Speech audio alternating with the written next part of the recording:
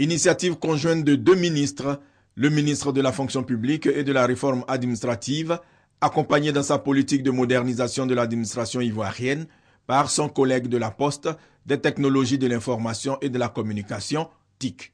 L'enjeu est de taille. Si la Côte d'Ivoire veut devenir un pays émergent, elle doit s'engager à simplifier et à automatiser les procédures de traitement et de production des actes administratifs. Dans Doing Business, qui aujourd'hui est le meilleur baromètre du climat des affaires dans le monde, est justement dû au délai extrêmement long de création des entreprises dans ce pays du fait de l'interminable procédures administratives dont certaines sont encore manuelles et dispersées sur plusieurs sites. Là où un investisseur met en moyenne 40 jours en Côte d'Ivoire pour créer une entreprise, il a besoin de 14 jours au Burkina Faso, 8 au Sénégal et 2 à Singapour. Devenir une nation émergente à l'horizon 2020 est possible, mais il faut faire les bons choix. Si nous faisons les bons choix informatiques, nous pouvons augmenter nos ressources propres d'environ 30%, de réduire nos dépenses de 30%. Le prix qui nous réunit ici ce matin est véritablement, de notre point de vue, la nouvelle Coupe nationale du progrès.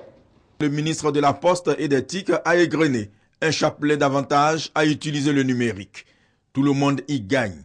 Et à Bruno Koné de saluer les initiatives prises déjà dans certains ministères. Le numérique a un impact réel dans le développement. Son apport permet d'améliorer les prises de décision. L'exigence d'offrir des services de qualité aux usagers de l'administration ne doit pas faire oublier que pour tirer pleinement profit de ces nouvelles technologies, il convient de s'appuyer sur des infrastructures numériques performantes. Dans cette optique, le gouvernement entend favoriser la création de petites et moyennes entreprises, PME, du numérique et l'émergence d'entreprises de taille moyenne dans ce secteur. 10 membres pour la commission de sélection. Ils ont été mis en mission par le Premier ministre. À eux d'évaluer les administrations publiques, les collectivités locales et les établissements publics. La commission attend des structures étatiques, le développement et la mise en œuvre des projets utilisant les TIC pour améliorer leur rendement. Le grand prix pour les administrations publiques et un prix spécial récompensant la meilleure initiative de jeunes promoteurs dans le domaine des TIC seront décernés en décembre prochain. À vos claviers et que le meilleur gagne.